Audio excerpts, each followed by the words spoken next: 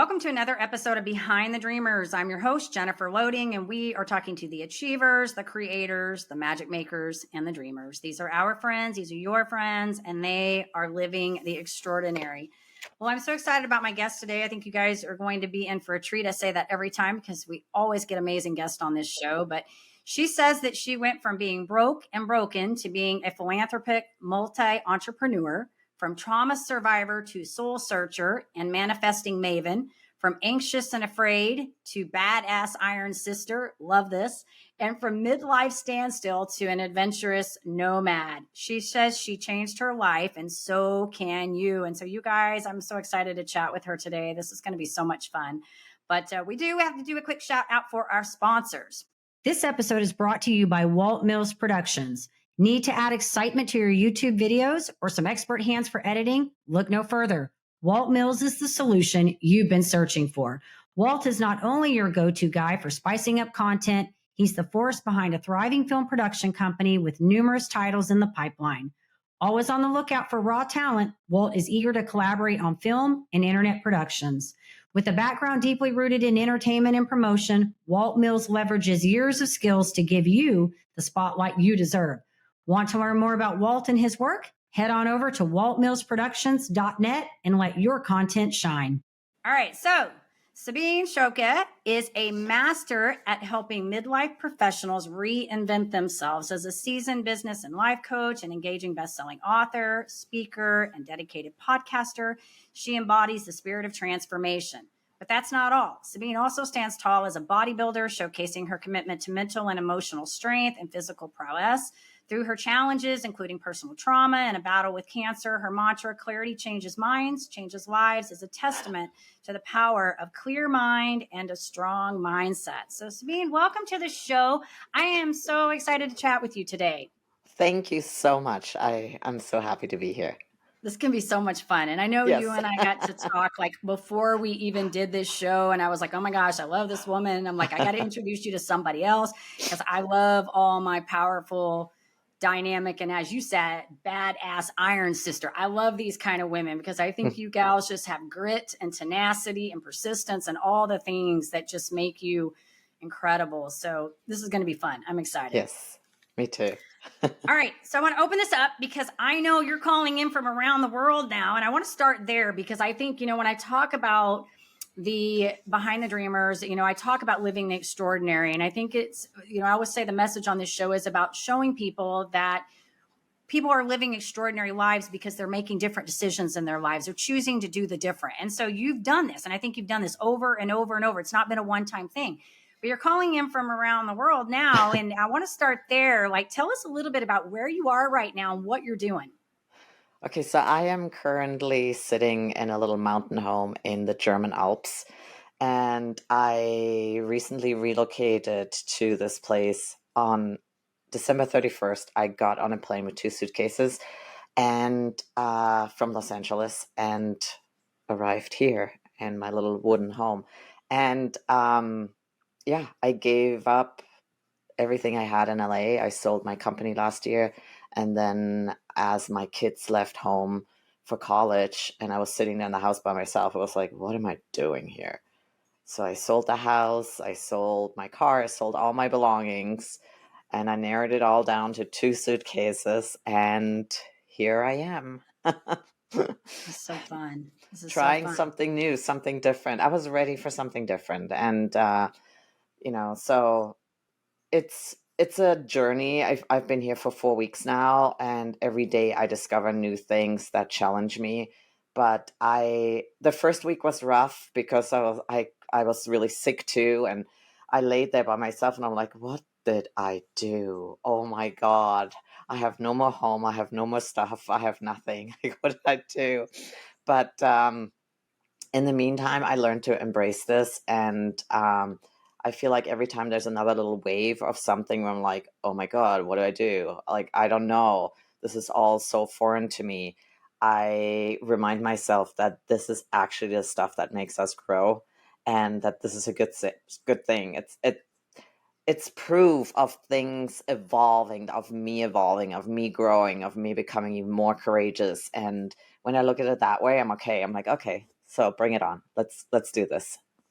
Yeah, I think this is so great. And I think people that, I always say it's unfortunate that, and I don't know all of your personal trauma and everything, but I think it's unfortunate sometimes that we have to go through these things, but I think they lay a groundwork for the resiliency and the tenacity and the boldness and all the things that come with it later in life. So there's good in that comes out of all of those things, because I think it allows, people like you to be able to do things like this, get in a position where you say, you know what? I've done well, I've done good things, and I need to change the trajectory of my life and do something different. I agree. I always say to people that I believe that our growth happens in the trenches. And I feel like a lot of things that I've experienced from at a very young age, homelessness, to when I first left Europe. I'm originally from Germany, and I left over 35 years ago, and I moved to Canada. And after I finished high school, I was on my own, and I was sitting on a park bench in Toronto. I'm like, I don't even have $3 left to my name. And I started my first company in from that situation. And um, things like that, and then cancer and infertility, and I was unfortunately involved in a home invasion, and like all of that stuff, where in the moment it's like, oh my god, I don't know if I can make it through that, but you can, and you come out on the other end so much stronger and so much more resilient. And I I am not fearful of things anymore. Like, I don't make things up in my head anymore, like the worst case scenarios, because I'm like, whatever it is, I feel like I've seen most of it. There's nothing I can't handle. So just I really think these things need to happen to make us into the people that we are today. And I often look back, and people think I'm crazy when I say I am actually grateful for the things that happened to me, because they've made me into the person that I am today. That I feel like I'm not just courageous and resilient, but I'm also way more compassionate, and I can do the work that I do today with other people, sharing and trying to help other people to, you know, live their best lives, because I am compassionate and empathetic, because I have been in a lot of those situations. Yeah, yeah. There's a lot there to take away from that, and I do think that yes, you do get to a place where I think I can resonate with what you're saying when you say you're able to somewhat, and what I'm hearing, embrace what happened, because it's Right. allowed you to be in a different position to help others and take the good away from that. So I can certainly hear that, and I think there's a lot of people that I talk to that sort of say that too. I've talked to so many people that have had different things like deaths of spouses, due to suicide, and different things in their lives. And in the moment it's really hard, but then they come Right. out and they're like, they're able to look at that in a different light. They're able to look at the blessing in that situation, what they could take away from that, rather than the badness of the situation itself. So Yeah, I think that's definitely. awesome. I totally agree with that. Yeah. Yeah. So I know one of the things you're passionate about is, work is helping, midlife women, which I think is so great, because I think we're all kind of in that space. And you and I Yes. probably know that I think for so many moms, they get stuck in this whole idea of, oh my gosh, kids have left home. I'm this midlife mom now, right? Like I'm stuck and I can't do anything. And I think the opposite. And I don't know how you feel about this, but I'd love to hear your take on this, because I feel like as a woman in her 50s, right? Right. We have an ability, and I think owe it to ourselves to say we can do the things we want to do. Age is only a number. We can do what we want to do if we set our minds to it. It's really just us saying we're going to claim it. I agree with you. I think there's so much good in being in your midlife, and whether it's, I don't know, 45 to 55 or even 60. I'm actually, some of my clients, some of my most amazing clients are in their 80s. They Wow. do incredible work. They are such an inspiration. And I think it's really just up to us. Like, which way do you want to look at it? Your experiences are your gifts. They're your knowledge, your wisdom. These are the things you didn't have when you were 20, and these are tools that are so, oh my God, so incredible, valuable, and like use it to your advantage, don't look at it like you're 50. Yeah. Amazing. You're 50. Let's Yeah. go. Come on. We can do incredible things. It's the So, wisdom, right? Like you yes. have wisdom that you didn't have before. Yeah. And I sometimes I'm surprised when I see young coaches and they're like in their late 20s and they seem to have all the answers and I'm like, "Really?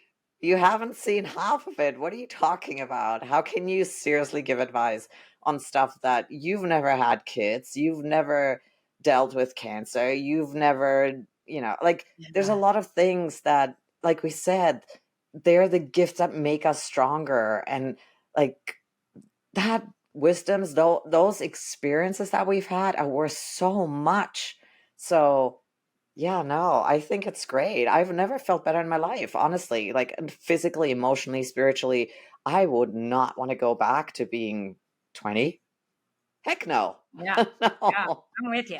Well, let's talk about your bodybuilding because that leads me into that question because Yes. you're into, that was your thing. And that I think, I've talked to a lot of different bodybuilders and I myself have done, my own share of different things, not bodybuilding, but I was a runner and I recognize there's a lot of discipline and dedication that goes into that. And again, it goes back to those decisions to do that. So I'd love to talk a little bit about what led you into that and what your experience was with that. So it was actually a trauma that led me into that. It was shortly before COVID, and somebody broke into my house and Mm. beat me up in my sleep and then tried to rape me. And it was a horrible experience that I really, and then what came afterwards, like the whole legal system is so messed up. Going through that was almost worse than the attack. And I suffered. I had never experienced anything like that. And you don't think that will ever happen to you either because you're like, I don't live in an area like that. I don't live a life like that, but it does happen. And I wasn't prepared for it. And I found myself like spiraling, just, I couldn't get out of bed. I had terrible PTSD and I was afraid. I was so scared of what might be next. And um, I didn't go to work anymore. I started drinking very heavily just to numb the pain. And then discovered working out. And there was within my complex, there was an F45, a high intensity interval training. And they just opened up and they gave us little flyers. And at some point, I don't know what it was, I was like, you know what, I'm going to try this out. And I went in there and I realized immediately that it made me feel better. And I ended up going sometimes 3 times a day. I would go in the morning, I'd go at night, maybe in the middle of the day when I felt like, okay, this is going downhill again. I want to drink. I want to just knock myself out. I was like, I'm going to go back in there. And it got to a point where I lost so much weight from constantly working out that, and then COVID hit and they shut down. I went to a friend of mine and I said, hey, I need to do something else, but related to working out. Like I need to actually build some muscle because I went from like 130 pounds down to barely 100 pounds. Yeah. And I was like, oh my God, I feel so shaky. And I was so skinny. I was like, I need to do something else to put something on this. But I need to continue. I cannot Yeah. stop doing this. Right. And he recommended somebody, and it was a gym owner at the time. The gyms were closed, but he called me in there and he said, he looked at me and he said, okay, yeah, I can do something with you, but this is going to be up to you. I'm not going to babysit you. And I said, that's fine. So we ended up training together in the closed gym, dark. It was like Rocky. Like there was no light, there was no AC. In the dark, he would train me. And it was the most amazing experience. And I fell in love with that sport. And for me, it was that. And for somebody else, it might be something else, but I discovered something that helped me not just physically, and it wasn't about vanity. It was really getting my head in order, clearing my head and feeling good. Like the dopamine that kicks in. And I was like, Oh, okay, I'm strong. I can do this. And I felt not just physically, but emotionally stronger. And, and that went on. It went on for the last 4 years. And I got really heavy into that lifestyle of eating healthy and not drinking alcohol and drinking lots of water and working out and that entire community of it all that, I honestly believe it saved my life, because I have a really bad feeling where otherwise I would have gone with this. And so yeah, it's been an incredible thing that came out of something really horrible, but I discovered another part of myself that I I really love, and has really helped me, to work through things. Yeah, wow, what a hard story too. I can't imagine what you went through with home invasion. I just can't even imagine. That's why you probably saw my face. I was making I just can't even fathom that. And it's crazy because I just went into I don't know, a week or so ago. I was in a part of I don't know, it was like a speaking thing that one of the police, I don't know what he was, but he basically here in the city where we're at in Plano goes around and talks about, how victims are targeted and stuff. And a lot of this I've heard because I've taken, I took a self-defense class before, so I kind of know some things, but I don't know that you're ever prepared for something like that. I mean, you don't expect someone to come into your home and do something like that. So yeah, that would, I mean, these are hard things, but I think the incredible thing to your testament is that they, again, being able to come out of that and find something, Right. and the power of exercising, we know. And, I talk about that even in my book. When I was going through my nerve condition in 2012, I had exercised for many, many years. It had been a part of my life, but I wasn't a big runner, and I became an avid runner. And we would sometimes go out and do a half marathon on Saturdays and turn around on Sunday, do another one. I mean, I was running probably 50, 60 miles easily. That wasn't sometimes even including a long run, because then I would do a long one on the weekends. But I used it, and I talk about this specifically in my book, that I used it as a way to divert the pain that I was going through. Yeah. And when I mean pain, I don't just mean physically, I mean emotionally too, because when you're dealing with something, whether it's something like you went through or a chronic condition that you cannot get rid of, and you're trying to navigate that, it wreaks havoc on your brain and on your mind and your Right. well-being. And so you have to find tools to learn to cope. So thank goodness Right. that you found that. Yes. Yes. And I'm not ashamed, obviously, to Right. say it, how I was spiraling, because it's a horrible experience. And um yeah, it's just what it is. And again, I have great compassion for anybody who has to deal with any form of abuse, whether it's emotional or physical. But these are the things, like, if we take that first step of saying, let me try this, and luckily I Mm-hmm. did, let's just try this, give it a chance, then we have a chance to get out of these holes that we find ourselves in. And like, Yeah. that first step is the most important step to take, and say, okay, I'm going to try this, I'm going to give this a chance. Entrepreneurs, are you ready to level up your leadership skills? Tune in now for an exclusive offer designed just for you. This is my time. Did you know 63% of consumers prefer businesses aligned with their values? Recognizing your core values isn't just vital for business growth, it's the bedrock of effective leadership. Whether you're a seasoned entrepreneur or an aspiring creator, identifying your core values is a key step in constructing the framework of a successful leader, enabling you to lead authentically, expand your business, and live life on your terms. Never settled on play, putting the kettle to flame. I go 100 all day, foot on the pedal, no brakes. 10, 9, paid on my dues, waited in line. 8, 7. Are you ready to access tools to kickstart your leadership journey? Unlock a treasure trove of insights and get your free resources at www.linktree/JenniferLoading. Take that crucial first step toward realizing your leadership aspirations and elevate your leadership game today. Ready to shine. Yeah. And sometimes you just do that on blind faith. You don't always know. Sometimes, I'm sure you've found this many times. It's that first step, and then you take it, and you don't really know what's going to be the outcome of that. You just know you can't stay in the situation that you're in. Right. And even, what I've done now in the last month, people ask me, they're like, why are you doing this move? Why are you giving up everything? Your family, your friends, boyfriend, like everything. You're traveling halfway around the world to nothing. Like, there's nothing waiting for you.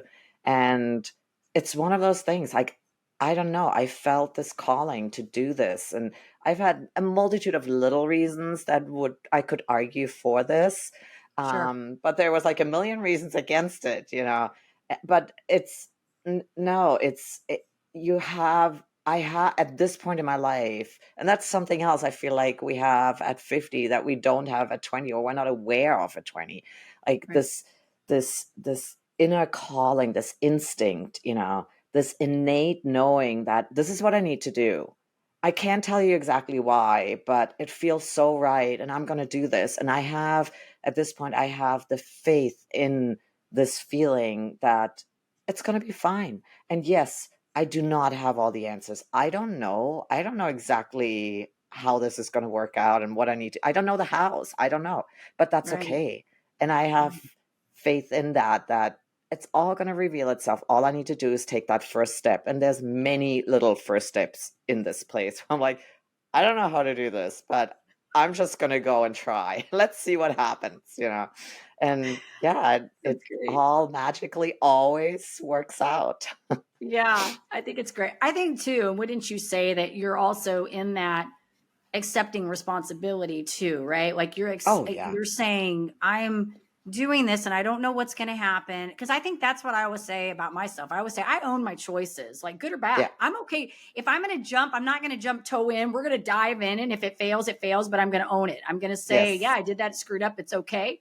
And I think that's what sets people, like you free, because you can say, I'm going to do this. My intuition says this feels right. And if it screws up, it screws up. It's not the end of the world. I'll move on. I'll pick myself up and I'll just walk to the next thing. Right. But see, for me, there's no such thing really as screwing up. Like at this point in my Right. life, it's like, I am not going to judge myself and like say, how could you do this? How did you, like, there's no failure. There's no screwing up. There's only experiences. So honestly, like, I don't think this is going to be my final destination. I don't know. People are like, oh, you're going to come back to California. And I'm like, maybe I will, maybe I won't. I don't know. Love But it. I'm not looking at it as like, oh, this failed and I'm back in California. No, I am loving this time of exploring, of venturing out, of exploring foods. And like, I go to Zermatt one weekend and I'm going to Athens next weekend and I'm going to Switzerland in between. And it's so cheap to travel here. It's like, there's no failure. There's really rich No. experiences along the Right. way. And I'm letting it guide me to, okay, let's go explore here, go explore there, and let's see where it takes me. But I don't, I never think of this as failure. There's no failure. Yeah. It's so amazing. I feel like this is what keeps us alive when we can go out and explore our outside world, but also explore what's going on in there. Like, how does that feel? And then adjust, adapt, change, or maybe love it and say, oh my God, I didn't know I had this in me. Yeah. It's such a beautiful, rich way to live instead of judging ourselves and saying, well, you might fail and then what? Right. No. No, and I agree with you. Thank you for saying that, because I agree with you. That was probably a poor choice on my behalf anyways, because I agree with you 100%. I say everything is an experience. Like, I use that word screwed up because so many people do that, right? Like they say, I failed at this, when no, like you and I think of it. No, you didn't, because you learned something. If you know how to find the blessing in that and pick up the message, then you learn something from it. I think a lot of people sometimes, I don't say a lot, I think some people fail to pick up the message, the takeaway from it. They just say, they beat Yes. themselves up and say, I messed up, when you and I both know there's no mess up, really. It was a wrong path, but you needed to gain something from the wrong path. And in your case, and I could probably add to that and say that I think life is about experiences. I think that everything we do is about how we're bettering ourselves, those around us, and anything that we can do. If we go in that mindset of everything that we take on is just another experience to add to to our tool belt. I had a gal. I have a friend here that she worked with my kids. She's an elite runner, was an Olympic trial marathon runner. I have not forgotten her. I brought her on my show in the very beginning. We talked about this. One of the questions was, when you're standing up on the starting line with all these elite Olympic trial runners and you're up there, and I'm getting chills telling you this right now. She's standing up there. These are the best of the best in the running, right? They're trying to try out for the Olympics. what are you thinking? And she's, comes back to, I rely on my tool belt. I rely on what I know and what I've trained for and the experience, all the things that I've done that you continue to take in. So did she make it every time? No, because that's part of it. But she would have never had any of the experiences had she never tried out and was willing to risk not making it. Right. So I'm Right. with you. I don't think there are failures. I think there are lessons learned, and we have to just get really good at being grateful for those experiences. Right. And Yes. learning to find the message that we're supposed to take away from it. But I like you said it like that because it made me point that out, because a lot of Mm-hmm. people do that. We're our Mm-hmm. worst critics, and we put ourselves down, and we're not very nice to ourselves, But I Amen. think we all need to remember and say, wait a second.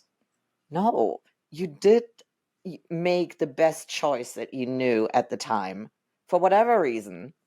And that's good. As long as things are in integrity with who you are, for me, that's the most important. As long as it's in integrity and I'm like, yeah, I can stand for this. I will stand for my choice. Then the rest, it's just, there's only gain. There's nothing to lose. I love it. And I love that your headspace is, I don't know what tomorrow's going to bring, or if I'm going to go back to California, or if I'm going to stay here.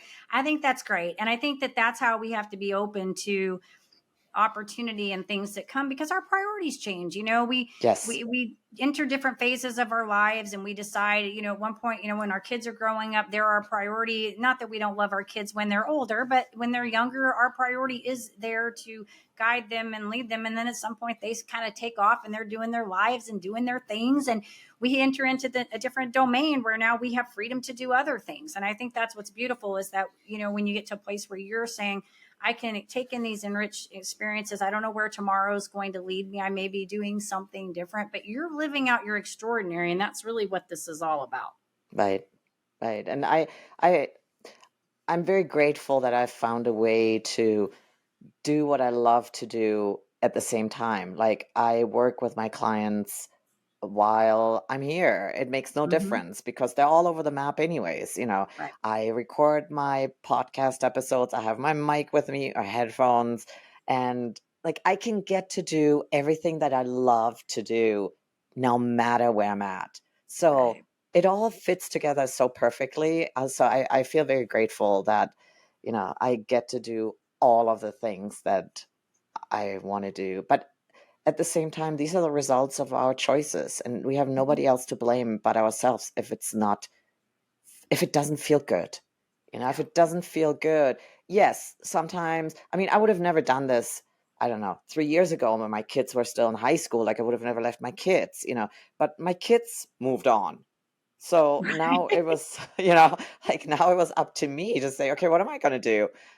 So I, if I would have stayed in Redondo in California and sat there by myself in an empty house and felt sorry for myself, well, that would be my choice too. It's up to us to take the initiative and say, okay, I'm going to take care of myself. What Yeah. is it going to be? What do you want? But for that, we need to get clarity on what it is that we want. And that's a process, and that's what Mm-hmm. I work with a lot of people with, and to help them figure out, what do you want? What do you actually desire? Yeah. Let's figure that out and then go for it.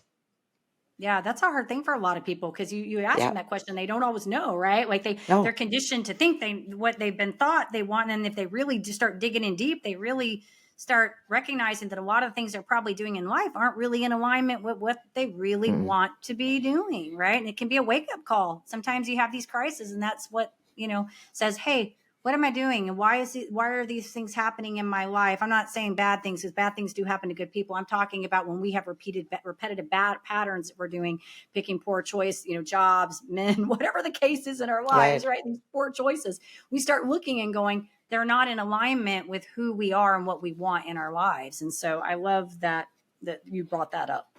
Yeah. I know it's important. It's the most important step to get clarity on that in Yeah. order to achieve your joy, your happiness, you live your dream. Yeah. Yeah. Okay. Well, I love it, Sabine. What I'd love to know from you, we said so many great takeaways in this today. I think if we were to put the bullet points, I'm going to love when this AI thing goes in and says, take all the takeaways and we get all the bullets from this, because so many great things. But somebody right now, we talked about, getting clarity, taking ownership, being open to experiences, not looking at as missed goals as failures, but more as lessons learned, right? But maybe one thing that you would leave somebody with, that maybe they're kind of sitting in this place right now where they're going, I want to do something different tomorrow. We've told them to get clarity and take that step. Anything else you want to add that they could do differently maybe in their mindset or in their day, or something they could bring to help them make that step? Well, I think the biggest thing holding all of us back is fear. Mm. Because there's really only two things. There's love and Right. there's fear. So Right. it's not love, it's fear. Right. So recognize that, and the choices you make, start to get an awareness for it. Ask yourself and say, okay, what I'm choosing here, am I choosing this out of fear or out of love? And when I mean love, it's not just love for the thing or love for the person, for somebody else, but love for yourself. It's good. So get into a pattern of asking yourself, because then you're going to figure out if it's in alignment with who you truly are, like authentically are, and how you truly want to live your life. And and you got to be so honest with yourself. Like, you don't have to tell anybody else, but just be honest with yourself and say, no, I'm choosing this because I'm afraid. I'm afraid to lose that person. I'm afraid to be alone. I'm afraid to end up alone. And then you know where your work begins. Love it. That's good. That's good. All right. Well, real quick, tell us a little bit about your podcast in case somebody wants to plug in and learn more about this. So the podcast is called The Power Life, and it talks, especially right now, like for the last, I want to say, couple of months, every week, it really shares what I'm going through up in my head, like my whole process of deciding to do this and the different phases I go through.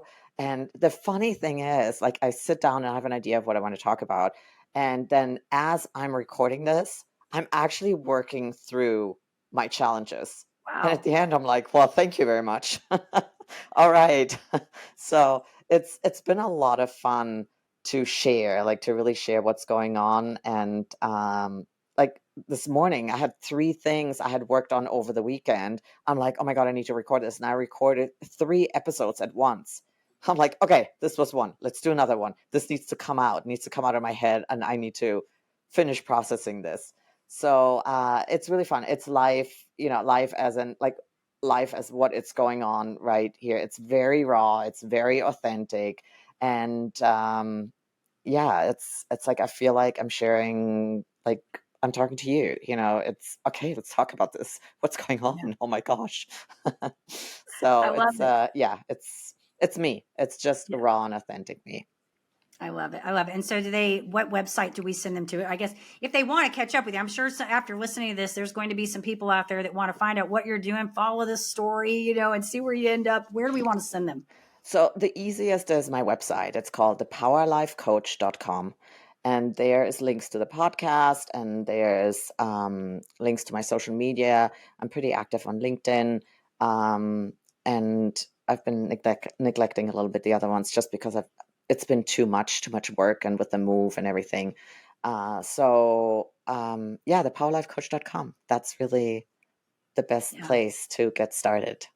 You do great stuff in LinkedIn, by the way. And I do think for what you do, Thank because you. you and I do, similar things in that we're talking about success and all of that. I think LinkedIn is a really good platform. And I love your photos. I love all your stuff that goes in there. So Thank you.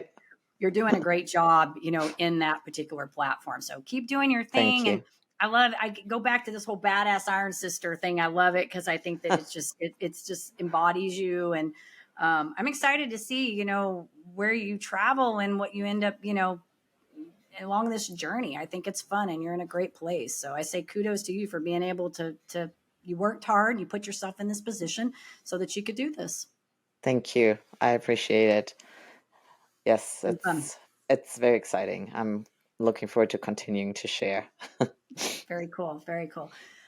Well, we do want to say, of course, to our listeners, if you enjoy this episode, be sure you head on over to Apple, give us a review over there. You can check us out on YouTube, hit that subscribe button, and reach out to Sabine so you can follow her and keep up with what she's doing and watch, listen to her podcast. It sounds like a fun thing. And I was going to say to that point, Sabine, that sometimes us talking through the things is how we work through the things, right? So Yes, we kudos to do. you for being raw and authentic in that one. Yes. And as I always say, in order to live the extraordinary, you must start. And every start begins with a decision. You guys take care, be safe, be kind to one another, and we will see you next time.